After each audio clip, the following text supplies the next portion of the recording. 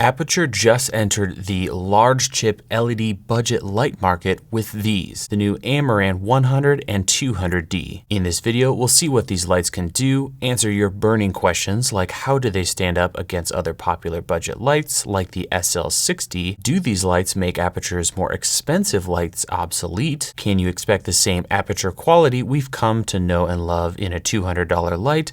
And more. Today there are 4 new lights added to Aputure's line, including the 100D, the 200D, which I have here, as well as the 100X and 200X. The D signifies the daylight only, while the X models sport bi-color functionality. The number next to those letters lets you know how much power each light has, 100 or 200 watts. We'll get to the output test later, but spoiler, the 100D is pretty much the same as a 120D from Aputure, and the 200D is brighter than my 300D Mark II, which is pretty insane. Aputure didn't send in the X model, so this review will just cover the daylight versions, which I expect will be more popular as they are brighter than their bi-color brethren. And as always, I've not been paid by Aputure to do this review. They did supply these 2 lights for me to check out, but they've not seen this video before it was published, and they had no say in my thoughts. The lights arrived in a box packed in foam rather than a bag. This is the first of many ways Aputure is able to keep the price on these new lights so low, which is $200 for the 100D and $300 for the 200D. If you want bi-color, you just add $50 to either of those prices. In the box, you'll find the light fixture, power supply, reflector dish, and that's it. Taking a closer look at the light head, you'll see it shares a lot of DNA with the 120D. It is slightly shorter, has more plastic than its Lightstorm relative, and the base design uses a much smaller elbow joint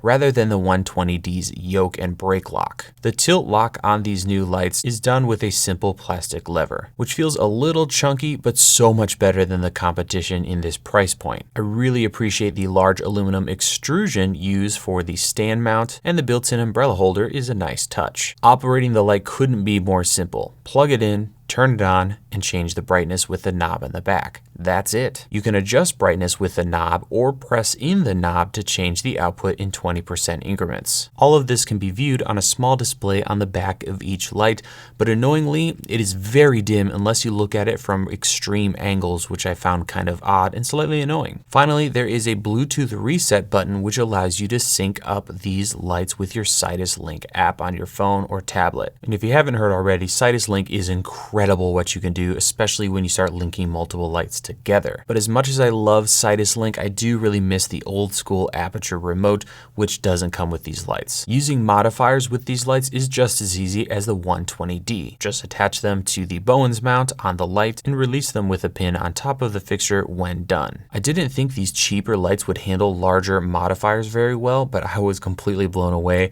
I was even able to rig up my massive 60-inch octabox on this guy with no problem. The tilting mechanism, while seemingly cheap, is really strong, so good stuff. So what about light output and color quality on these lights?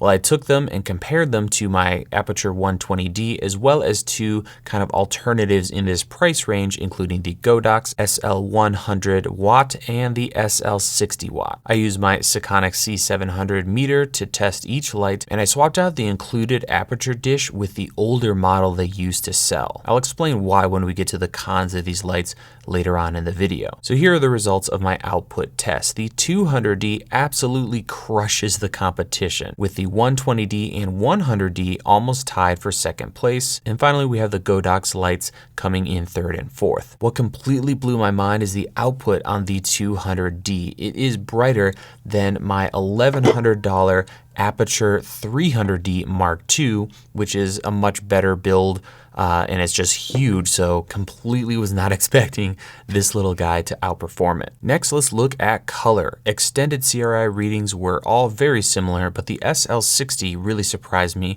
with the highest score of 97.3 out of 100. Color temperatures and tint biases were pretty good for budget LED lights, with the SL60 and 120D being furthest from the advertised color temperatures, which I found interesting. So on paper, these 2 lights are incredible. They're way more affordable than Aputure's other lights, and they're as bright, if not brighter, than Aputure's other offerings, but No light is perfect, and these little gems definitely have a few imperfections. First, overall build quality isn't nearly as good as Aputure's previous offerings. These lights are in Aputure's Amaran line, which is more budget oriented. The best build quality is reserved for their more expensive Lightstorm line of fixtures. There's a lot of plastic on these guys, whereas finding plastic is almost impossible on Aputure's Lightstorm lights. That said, I'm ecstatic with the build quality of these little things for the money. Definitely not rental house ready, but when you compare them to other options available at this price on the market, there's no contest. These are amazing. The next problem or con with these lights is going to be power. You're stuck with 48 volts, which makes using batteries pretty much impossible. Next up, these lights use a different chip design, which doesn't work as well with Aputure's hard modifiers like the spotlight mount and Fresnel mount. And then there's the biggest issue for me. While the 100D remains almost completely silent, it has a very quiet, calm, nice fan noise, if there is such a thing. The 200D has a very sickly, loud whir or whine to it. And the pitch or frequency of that sound changes over time depending on what the fan is doing. And if that wasn't bad enough, there's no way to control the fans on these lights. They just turn on when they need to and they turn off when they don't need to be running. So on this 200D, it'll be completely silent and then you'll get this as it starts to ramp up. And again, that frequency will change as the light is being operated. So here's a quick sound test between these two lights, and I threw in a couple other lights and alternatives I own.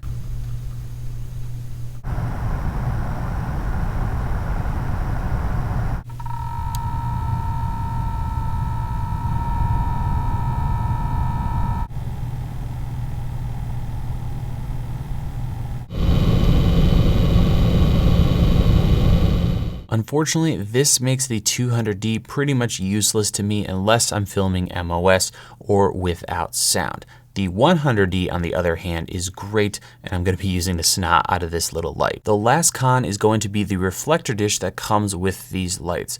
They give you a really punchy center spot, but the problem is there is a massive fall off after that. So here's a side-by-side between the reflector that comes with these lights and the old style of Aputure reflectors, and you can see there's a massive difference. On the one that comes with these and most new Aputure lights, there's a crazy hot spot right in the middle with almost like a secondary but more dim light filling in the rest of the projection. So it's almost completely unusable unless for some reason you need something like that. So I much prefer the older style, which I have here on this light. You can see it's more diffused. It gives you just nice, even, round circle of light that you can actually use. Also unfortunate, I can't seem to find the old style reflector for sale online from Aputure.